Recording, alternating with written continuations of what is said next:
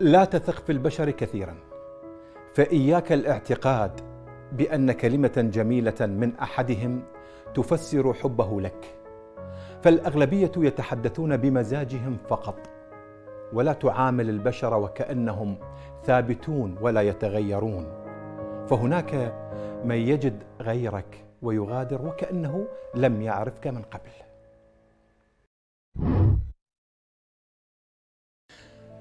إن لم تتعلم إجبار النفس على المضي وتقبل المتغيرات السريعة والتصرف معها بأريحية ومرونة، سوف تقف طويلا كعمود الإنارة يضيء ما حوله وسقفه مظلم.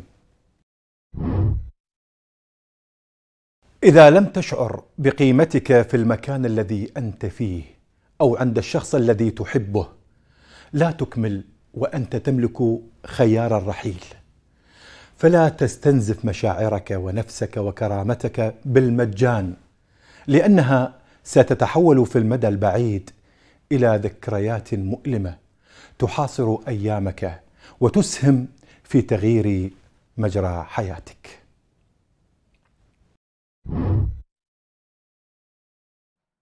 ما تزرعه اليوم تحصده غدا، وما ترميه على الناس يعود إليك مثله، فلا تقذفهم بالحجر وتنتظر أن يقذفوك بالورد.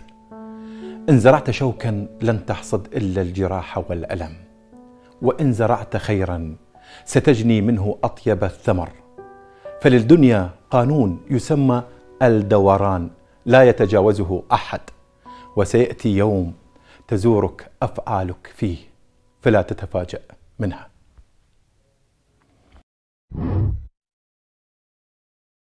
يقول شكسبير: السمكة التي تبقي فمها مغلقا لا يصطادها أحد، فاغلق فمك، لأن الكثير يتمنى أن يتصيد أخطائك. يقول شكسبير: السمكة التي تبقي فمها مغلقا لا يصطادها أحد، فاغلق فمك، لأن الكثير يتمنى أن يتصيد أخطائك. لا تثق في البشر كثيرا، فإياك الاعتقاد بأن كلمة جميلة من أحدهم تفسر حبه لك، فالأغلبية يتحدثون بمزاجهم فقط، ولا تعامل البشر وكأنهم ثابتون ولا يتغيرون، فهناك من يجد غيرك ويغادر وكأنه لم يعرفك من قبل.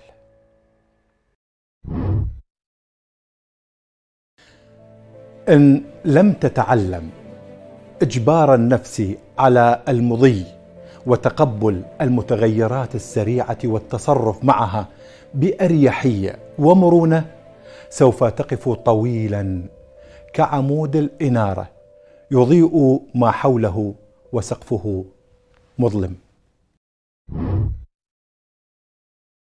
إذا لم تشعر بقيمتك في المكان الذي أنت فيه أو عند الشخص الذي تحبه، لا تكمل وأنت تملك خيار الرحيل، فلا تستنزف مشاعرك ونفسك وكرامتك بالمجان، لأنها ستتحول في المدى البعيد إلى ذكريات مؤلمة تحاصر أيامك وتسهم في تغيير مجرى حياتك.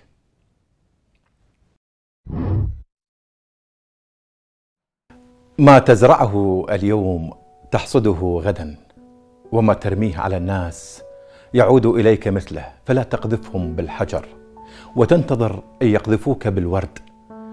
إن زرعت شوكا لن تحصد إلا الجراح والألم، وإن زرعت خيرا ستجني منه أطيب الثمر، فللدنيا قانون يسمى الدوران لا يتجاوزه أحد، وسيأتي يوم تزورك أفعالك فيه، فلا تتفاجأ منها.